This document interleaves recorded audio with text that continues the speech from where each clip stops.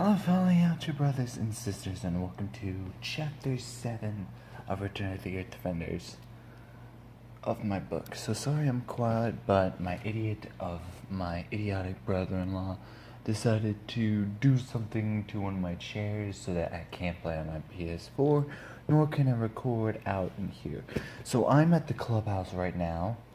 It's kind of empty and echoey, which is why I'm trying to keep my voice down, but you could probably hear me all the same. But anyway, this is going to be chapters 7 and 8. And then I'm going to do another recording of the next two chapters. So, here we go. Let's get into it. Chapter 7, Cleanup. Godzilla and the others had finally gotten back to their new home.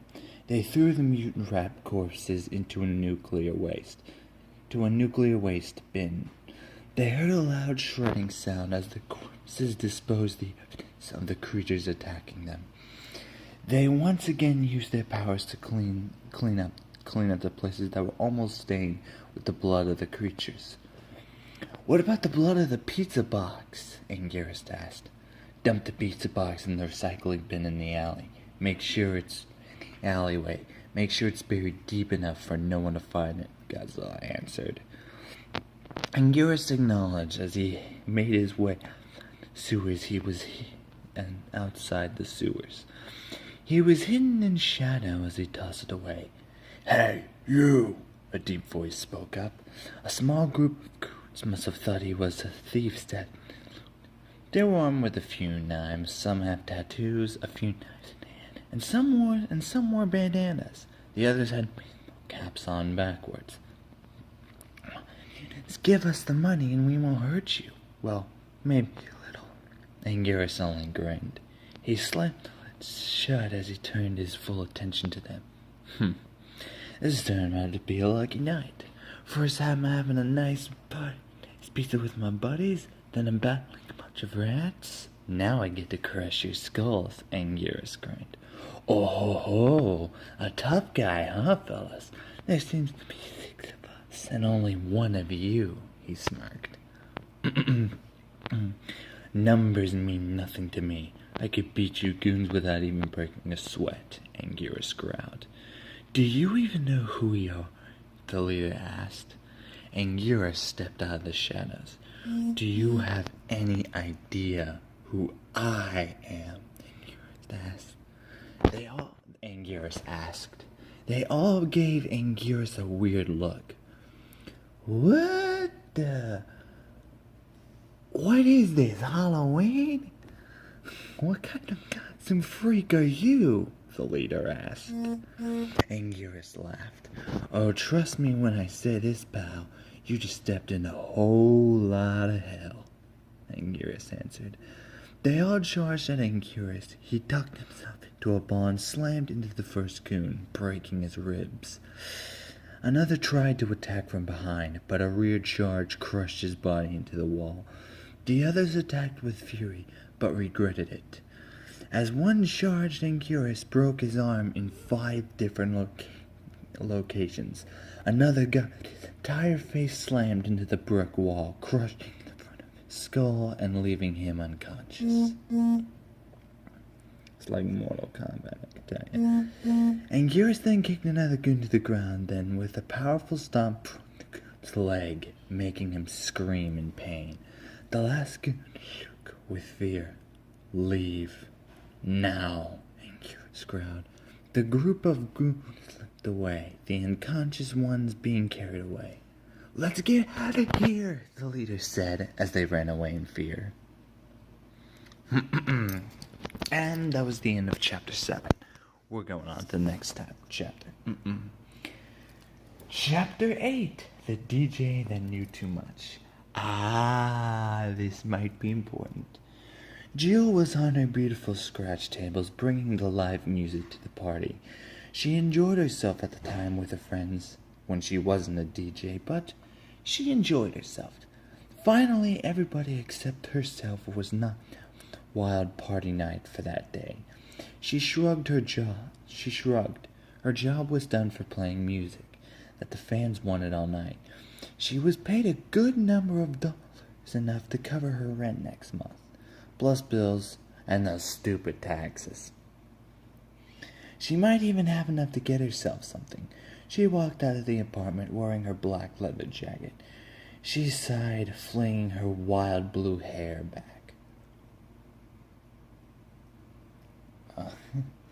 She waited for her friends and sighed. New York. It was always annoying, but sometimes she had good days, other times she had bad days.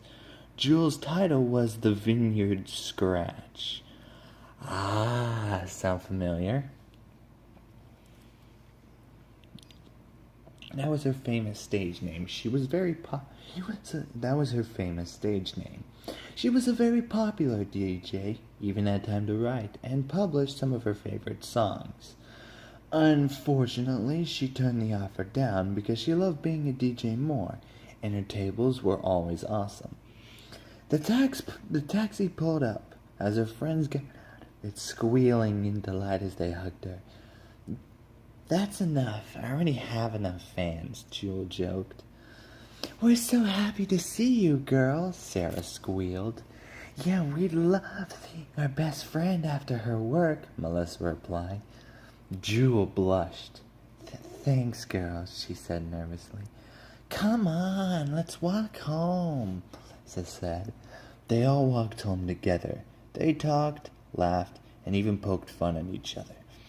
Jewel then stopped a few minutes from walking, staring at the tall building that had perfect reflective glass. What's the matter, Jewel? Sarah asked. Doesn't that building look suspicious to you? Jewel asked. So? It's just a building, Melissa shrugged. Yes, but why would they make a building like that for managing DJ or musical equipment? What could it be hiding? Jewel asked. Don't worry about it, girl. I'm sure they have a reasonable explanation, Sarah told her. Jewel went with her friends, but took one last look at that building. She had this strange feeling in her gut that that building standing in front was not what it seemed. She went with her friends anyway. A few hours passed. They were almost home. They just needed to go through this dark alleyway. Gee, what can go wrong? Suddenly, a group of gang members blocked their way home. There was a total of 10 or 12 goons blocking. Some had knives, others had guns. Well, look at what the sweet thing Cat dragged in, the leader grinned. A 9-foot-tall figure jumped down in front of the three ladies and faced the goons. Look at what the mutant gets to drag out in body bags, Anguirus grinned. Luckily, the three girls couldn't see his figure in this very dark alley. What are you? The leader asked. You'll never know, Anguirus answered. All of them charged at Anguirus. One by one, they got beat up and were on the ground in very worse conditions. 2 were unconscious, 1 was almost dead, and the other had multiple broken bones. Let's get out of here, the leader panicked. They limped away. Fear the three. In fear, the 3 unresponsive ones were carried away. He saw that Jewel had dropped her purse. He bent down, picked it up, and held it in front of her. Is this yours? He asked Jewel. Shaking the shock of what she saw, she kindly took it back and replied, Yes, it's mine. Thank you, she replied with kind eyes. Anguirus nodded and walked away, about to leap to the rooftops. Who are you? Jewel asked. Anguirus looked at her in the dark and replied, A forgotten legend, he answered, then vanished on the rooftops. The 3 girls decided to go home. Finally reaching their destinations, they were all neighbors, so they had fun. 5 asterisks later, 'cause why the heck not? Anguirus re-entered his new home with the Earth Defenders. I'm back, Anguirus replied. You done going outside and playing vigilante? Godzilla asked. Hey, I don't take orders from you, snapped angrily. I don't mind you playing vigilante all night as long as you are not seen, Godzilla growled. I have saved the famous DJ. She seemed to take a bit of a shine to me, Anguirus replied. Oh no, Godzilla face-palmed. Did she see your face? Mothra asked. No, it was too dark, Anguirus replied. Good to know. Let's hope she doesn't get too curious, Godzilla sighed. Let's see what's on the news, Anguirus grinned as he turned on the TV. We're live near... sorry. Maybe I should just sit back so you can all have like a better view. Anyway, I'll keep reading this. So, where were we? Live near famous DJ Jewel's apartment, where last night Jewel was almost beaten by thugs when a mysterious figure whose alibi matches the same unknown masked vigilante who has recently beat up street thugs and one almost died from recent wounds, the news reporter said on TV. I would advise not to gamble with humans' death, Anguirus, Godzilla growled. Sorry, Godzilla. Maybe I shouldn't be out in the street for a while, Anguirus replied. DJ Jewel, can you give us a description of what the vigilante looked like? The news reporter asked. All I know is that he was tall and big. The rest was too dark for me to see, Jewel said. She walked away from the camera. This new vigilante has been recently crowned the new name, the Shadow Knight. We will be back with more news after these messages, the reporter said. Okay. Shadow Knight, huh? Nah, I like it. Of course you do, Godzilla. Of course you do, Godzilla rolled his eyes. 5 asterisks later, 'cause why not? Yeah, probably not. I bet you said no. Jewel went to her school normally. Although she liked her music, her and her friends were trying to get good grades for her and her college education. Hi, Jewel, Sarah said as she was joined by Melissa as well. Hi, Jewel replied, clutching her books to her chest. So, do you have any idea who saved you last night? Sarah asked. I think I have a good idea, Jewel blushed. Her crush, John, would be very protective of her. He was mostly a partner for her when she couldn't make it to school. She saw John at the lockers. He was getting his books for the next class.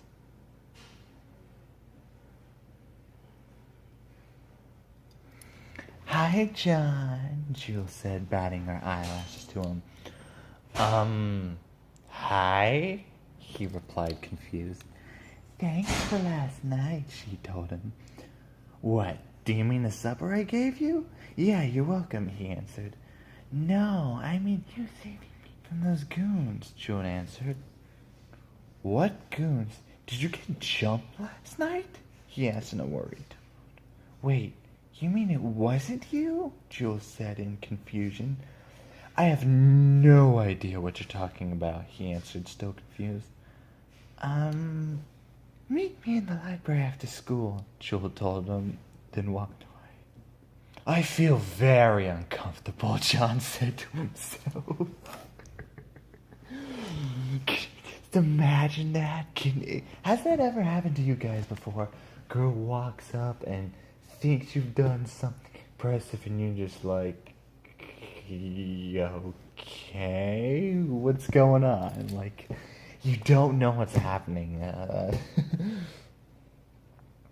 Sarah and Melissa were even more confused.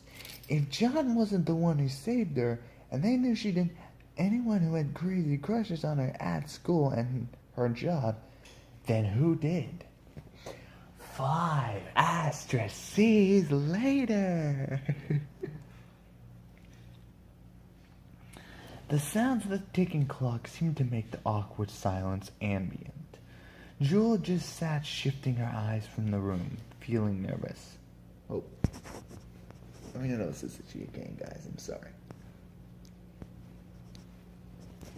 Hope you enjoyed the video, though. So you're going to tell me what you meant earlier? So you going to tell me what you meant earlier, or what? John asked, confused. Jewel let out a sigh and explained. After that, we finally got home, but I still couldn't tell who he was, Jewel finished. Wow, it's a good thing that you're okay. I could have been very worried about you, John told her. Thanks, she replied as she blushed deeply. I would take credit for this shadow night, but unfortunately I was at home studying for the day's math test, John told her. So, it wasn't you, she asked reassuringly. Positive, he answered. That's strange, she said. What's strange? John asked. First off, the new building I saw was new management for DJ and musical. It was the size of a skyscraper. The second that building hasn't been there. That building hasn't been there, and this Shadow Knight character shows up, Joe finished. It does sound suspicious. I mean, except for the skyscraper part. They probably are trying to create some new type of equipment and sell it at the same time. It ain't that many levels, and they're probably a very successful company, and have been doing it for years, John explained. I guess that's not so suspicious, but right, the company comes in, this Shadow Knight character. Are the two connected somehow? Jewel asked. The library and the laundry room and the gym and all that. So we'll go to the right. So is that another pool? I think there's a tour group. Yeah, there's a tour group in here. Complex. Well, now that you mention it, that does sound suspicious, John said to himself. Maybe we can visit the new building. Maybe we can visit the new building and see if any of it is suspicious, John asked. Good idea. Maybe then we'll find our answers, Jewel replied. They both each planned to meet to see if it was suspicious or not. Then they both decided to leave, as John was in a rush to get home, and Jewel had another party to attend to as a DJ. 5 asteroids later. You might want to get used to that. Later that evening, Jewel decided to go to a library she wanted to visit. She had a long day and was planning to get some rest before having a bit of reading. Something accidentally brushed her hips. Making her entire body tense up. Oops, sorry, miss. I didn't see you there, the voice spoke. She turned to see a man who was hunched over. He wore a hood over his head, and he seemed bundled up by the coat. Oh, sorry, Jewel replied. The man said, as he stared at Jewel's entire body. Oh my goodness, she's just staring at that body like, what the?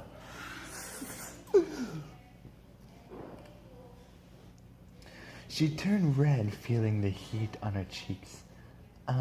What are you doing? She asked. My apologies. I have never seen an attractive woman like you come to a library like this, the man said. Jewel blushed at his comment and answered, Oh, well, I usually do like reading books after sometimes. At work when I have spare time, Jewel told him. Are you a singer? The man asked. Actually, I'm a famous DJ. The Vineyard Scratch, she told him. Ah, you're that famous DJ who was the first to get saved by the Shadow Knight, am I correct? The man said. I take it you watch TV too? Jewel told him. Yes, but mostly I spend my time tinkering with inventions, or other times I read books, and then there's my private work, he told her. Oh, Joe replied. Do you know anything about the Shadow Knight? She asked him. Yes. He is a vigilante and is very temperamental, which can lead to his downfall. Other than that, he's a force to be reckoned with, but also spends his life in shadows, he told her. How did you know all that? Jewel asked. I am sorry. I cannot talk to you about that, but what kind of book... Cannot talk to you about that, but what kind of books do you read? The man asked. She felt disappointed, not wanting to learn more, but did not want to offend. I am mostly into... But... the man. As well as the other clubhouse has saunas in both bathrooms as well. So that's normally on the table, but it looks like someone was doing something else. But we have a TV in here, and then we have a little chess set, and I think it's like one of those situations where you can play multiple on that little thingy, but I'm not 100% sure. Where you do chess or checkers or whatever. Yeah, I think it's one of those kind of setups. Yeah. Well, it's like a grading one or something like that. Looks like it's on a turntable. And then there's the TV, and then there's Wi-Fi here as well, so you can connect to Wi-Fi. And this is open 6 a.m. to 10 p.m. And the pool is open. We have it open, it is open, I think it's 10 to 8. And then we open it Memorial Day and close it Labor Day weekend. Or we open it, is Memorial Day's first, right? Whatever one's first. We Right. open it in May. We open it end of May and close it whenever the next holiday is. Okay, gotcha. So it's open during all of that time? It's open during the summer season. Right, okay. Yeah, I think this is like September. We close it in like September, kind of depending on the weather for the most part. But this one goes down to 9 foot versus the other one goes down to 6 foot. This one is more busy. A lot of people forget that we have the bay on Clubhouse because there's not a whole lot going on over there. So a lot of people forget the pool's over there. So if you ever want to go swimming, not have to deal with a bunch of people, knock on wood, Yeah. no one will be there. Over there, over the other one. And then this here is the banquet room that we talked about. Okay. Now where were we? Don't want the All right. Right. The man asked. How do you know all that? Joe asked. I am sorry, I cannot talk to you about that. But what kind of books do you read? The man asked. She felt disappointed, not wanting to learn more, but did not want to offend the man.